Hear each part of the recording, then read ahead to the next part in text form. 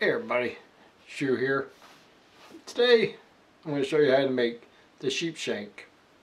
Now there are different ways of making the sheepshank.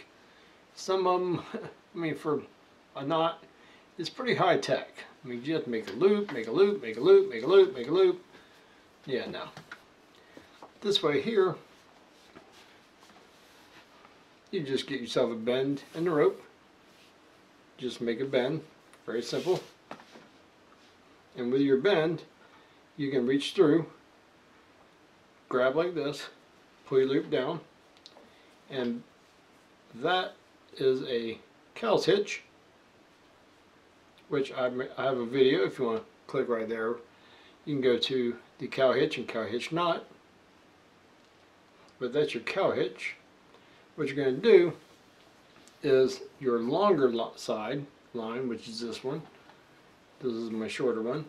This one would be like tied off to a tree, tied off to a trailer. What I do is I make my loop, get my longer line. I just make a small bend in it, just like that. I stick it through the two loops that you made, so it holds like this. Grab the forward loop and this line here, and then just hold on to your longer line, like with your finger, put your thumb in the back loop, just pull backwards on it. And once it starts getting tight, you can let go of your forward loop, and if this is attached to a load, you're going to be pulling back like this. This is going to hold this whole knot together. And now this is a non-binding knot, which means it won't knot up. A knot that won't knot. I use this on trucker hitches. If you do use this on trucker hitch, just be aware that this is a light to medium strength type of a knot. It can hold. You can pull as hard as you want to, and you're not going to get this thing to bind up. But all it takes is a little bit of slack, and your knot is totally gone out of it. This is most commonly used for if you need to remove slack, like if you need to take some slack out of a rope before you tie it up, you can use that. If you have a fray, like on your line, you have damage to your rope, you can actually make a sheepshank. Just put that at the top, curl it over. So now it's going to be down here at the very bottom. You're going to run your loop through there, and you're going to pull like you normally would. Now what it does is, here is the part that would be damaged.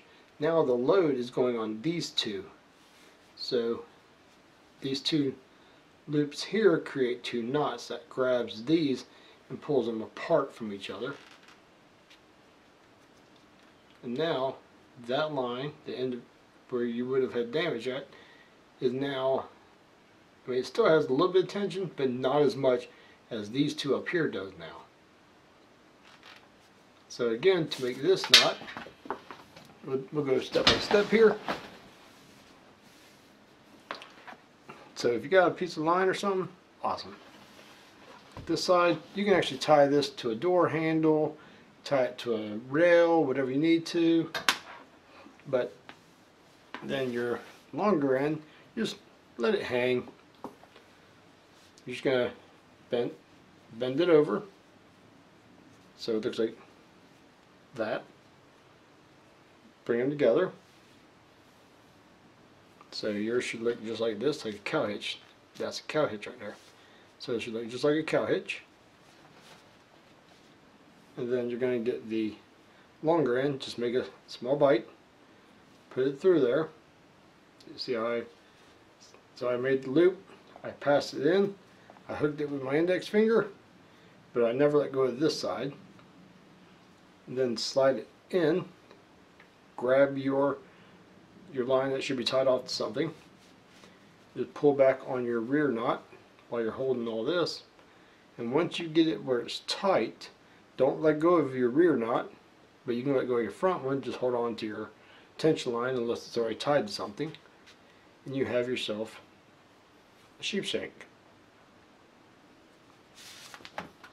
Now this is for light to medium strength, so if you need something strong, make sure you check out the reinforced slip knot.